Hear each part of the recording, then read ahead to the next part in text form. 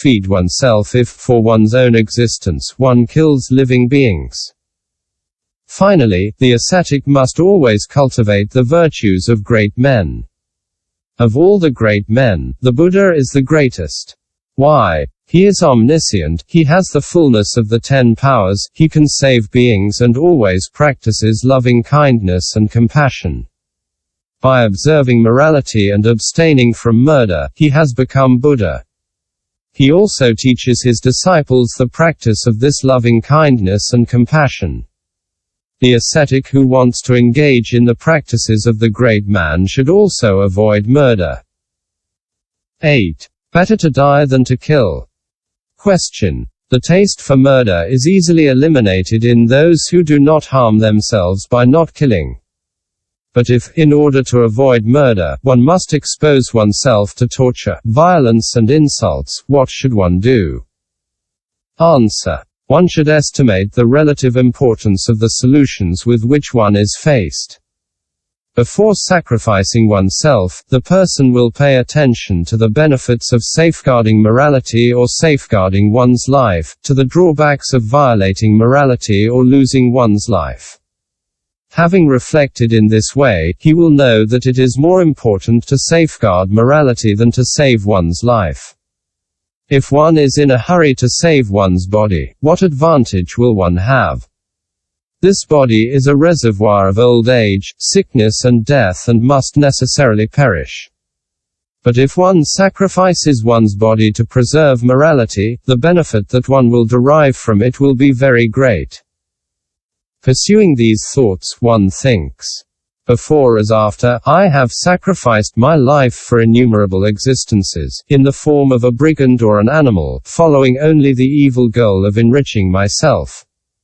Today, having succeeded in keeping pure morality, I will not spare my body. I will renounce my life in order to keep morality.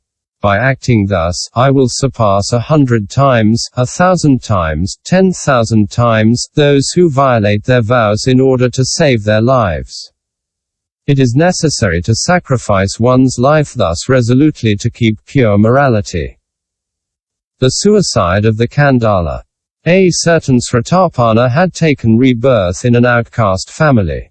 Time passed and he attained a man's years. When he had to practice his family's craft, he refused to kill living beings. His parents gave him a knife and closed him up in a room with a sheep, saying, "If you do not kill this sheep, you will not be allowed to go out to see the light of day and get food." The son thought and said to himself, "If I kill this sheep, I would end up by practicing their trade. Even for my life, how could I commit such great crimes?" Then he killed himself with the knife. When his parents opened the door to look in, the sheep was standing up in a corner of the room and their son was dead. At the moment he died, he took rebirth among the gods.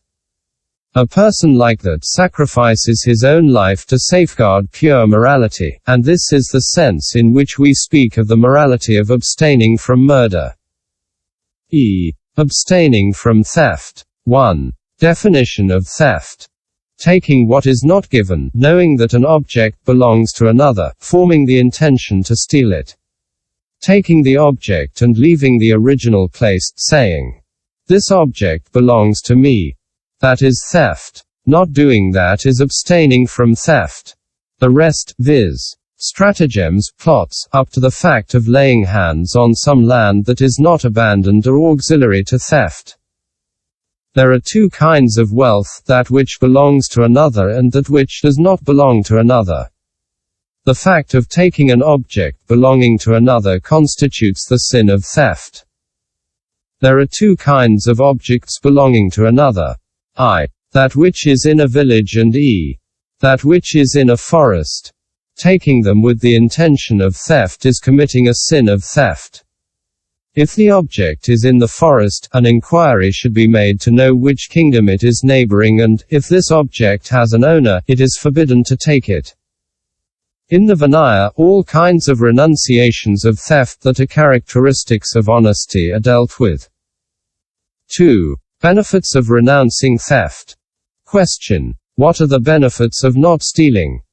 Answer. A man's life has two aspects, I, inner, and E, outer. To take his wealth is to deprive him of his outer life. Why? Because life is maintained thanks to food, clothing, bedding, etc. To steal them or remove them from the person is to deprive him of his outer life. A stanza says, all beings subsist, thanks to clothing and food. To take them away or to steal them is to deprive them of life. This is why the wise man does not steal them.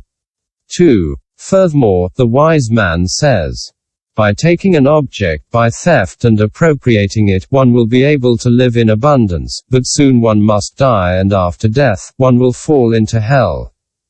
Even if the family and relatives have enjoyed the larceny with you, one will be alone in suffering the punishment, and one will be unable to avoid it. With such thoughts on these matters, the wise man will be incapable of committing theft. 3. Furthermore, there are two ways of taking what has not been given. I. By larceny, E. By pillage. The two together are called adatadana. In regard to adatadana, theft is more serious. Why? Because it is very vile to commit burglary or to steal the wealth which people need to live. Why? Because it is stealing from weak people who are threatened by death. Of all plundering, theft is the most serious.